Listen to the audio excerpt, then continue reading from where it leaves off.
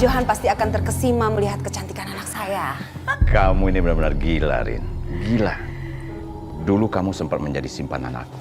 Sekarang kamu jodohkan aku dengan putri kamu. Makanya aku bilang kamu itu betul-betul gila.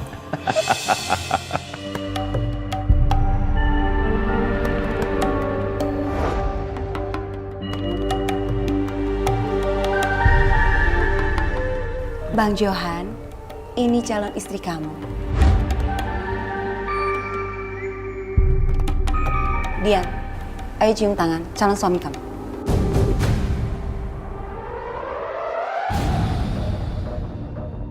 Kamu harus cepat menikahi dia. Dengan sesuai mahar yang saya inginkan, 300 juta. Jangan khawatir, Rin. Dian, besok kamu harus menikah.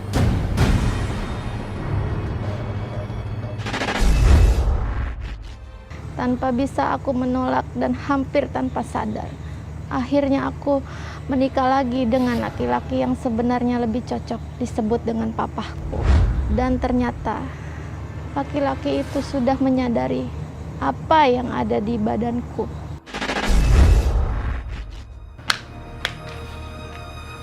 Mulai malam ini, kamu menjadi istriku.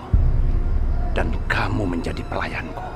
Pelayan? Iya. Apapun keinginan aku, harus kamu ikuti. Karena aku sudah membeli kamu dari mama kamu. Maksudnya?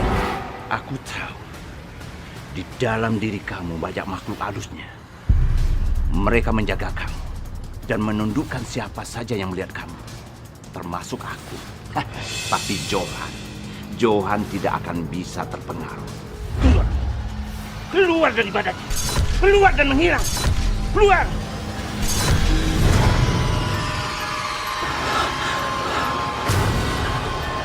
Ada apa dengan saya? Tidak apa-apa dengan diri kamu. Yang penting sekarang kamu sudah menjadi istriku. Dan kamu harus mengikuti semua apa keinginan aku. Mas, saya mohon perlakukan saya sebagai istri Mas yang Mas cintai dengan tulus. Kamu jangan menghati saya. Saya sudah mengeluarkan uang 300 juta untuk bisa menikahi kamu. Dan uang itu harus kembali dengan cepat. Kalau perlu dengan waktu. Aku harus berusaha lari dari rumah ini. Bang Johan ini bukan orang yang baik. Dia bisa saja menjual aku dan menjadikan aku sapi peliharaannya. Kamu besok harus ikut dengan saya ke guru spiritual saya. Malam ini juga, aku harus kabur dari rumah ini. Aku nggak mau laki-laki ini menyiksa aku terus. Aku bisa mati. Masuk kamar. Masuk! Masuk kata, masuk. Sekarang kamu istirahat dulu. Besok kamu melakukan pekerjaan yang aku suruh. Ngerti? Pekerjaan apa yang harus saya lakukan? Pekerjaan yang dulu mama kamu jalankan. Mama tega sekali menikahi aku dengan laki-laki ini.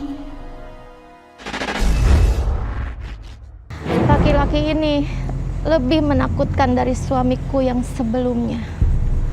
Secara fisik, dia memang tua dan mungkin lemah.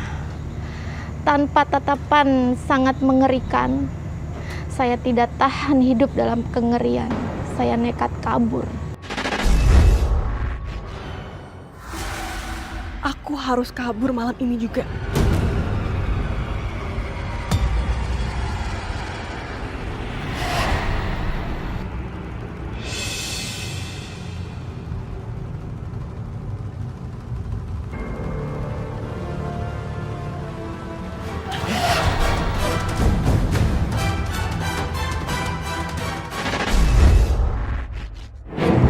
Awal dari penyiksaan yang begitu menyakitkan.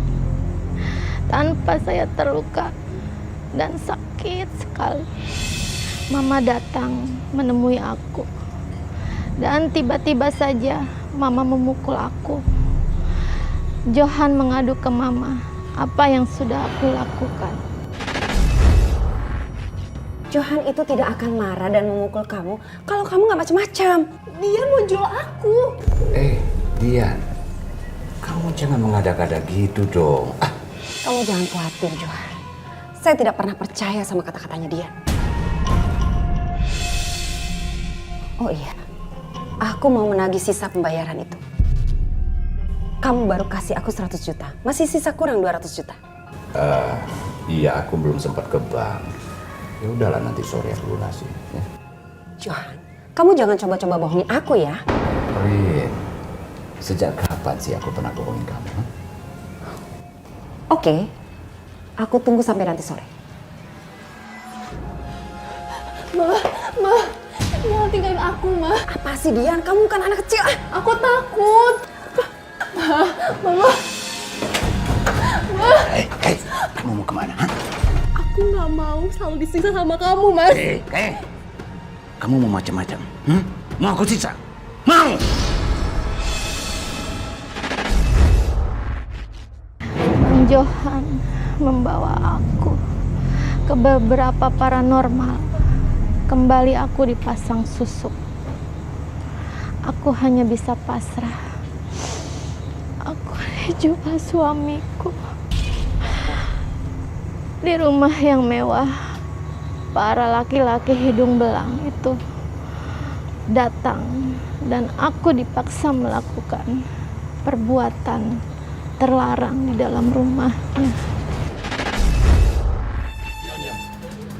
Matikan laki-laki yang bernama Johan.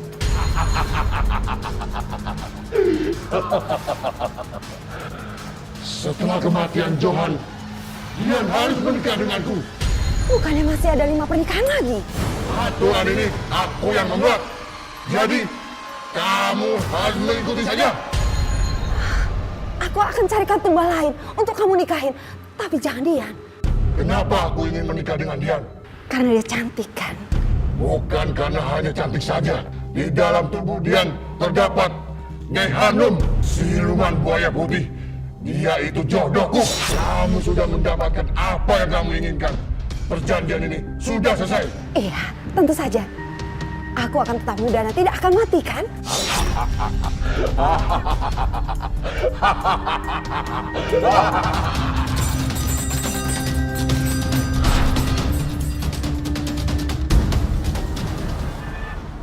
Nanti ada seseorang yang super kaya menginginkan kamu menjadi istrinya selama setahun. Istri kontrakan. Dan dia berani membayar mahal untuk itu. Kamu iblis, Johan. Ini semua sudah berakhir. Siapa kamu? Lihat jalan ke depan.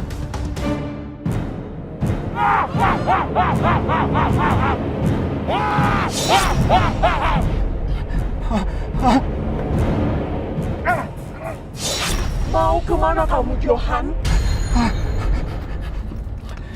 Pergi kamu. Pergi kamu. Pergi.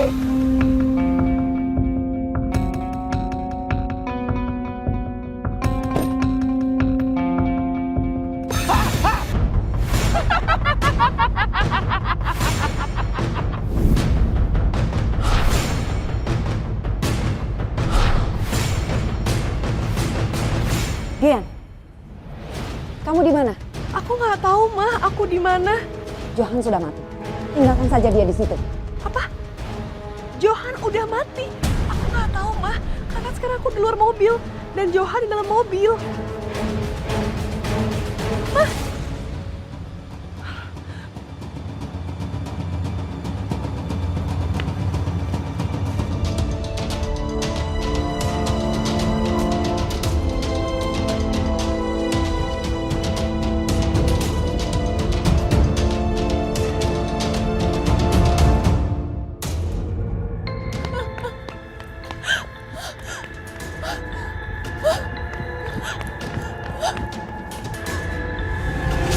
Allah. Mbak. Mbak. Mbak bangun, Mbak. Aku mengalami kecelakaan. Dan itulah awal aku berkenalan sama seorang ustadz muda yang hatinya begitu lembut. Ustadz itu yang menabrak aku di malam kejadian itu.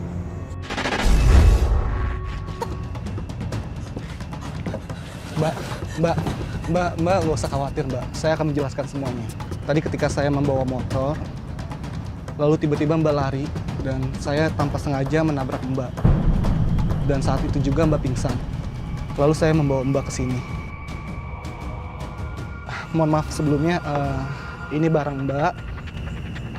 Dan perkenalkan, nama saya Tovan. Makasih ya Ustadz.